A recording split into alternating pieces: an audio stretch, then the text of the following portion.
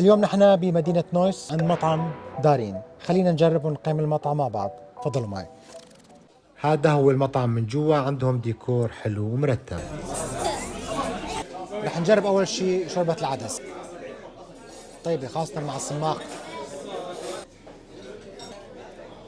مقبلات دارين، خلينا نجرب.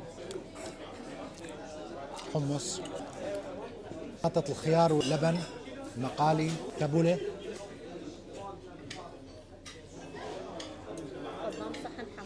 والله هي طيبة.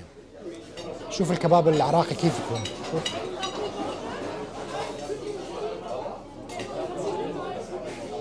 ما بدها حتى خبز.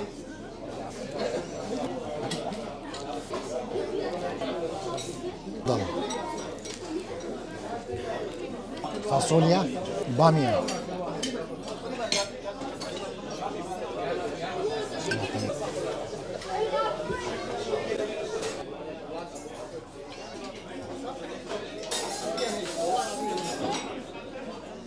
الفروج هذا عاملينه على الطريقة الكردية.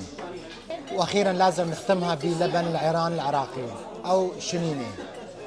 تقييمي للمطعم، المطعم بشكل عام كريم، يعني عندهم كميات كثير كبيره.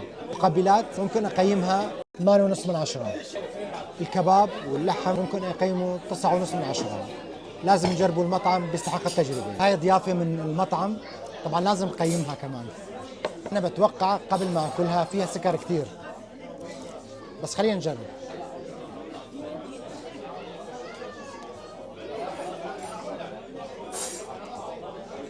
ختامها مسك، الشاي العراقي.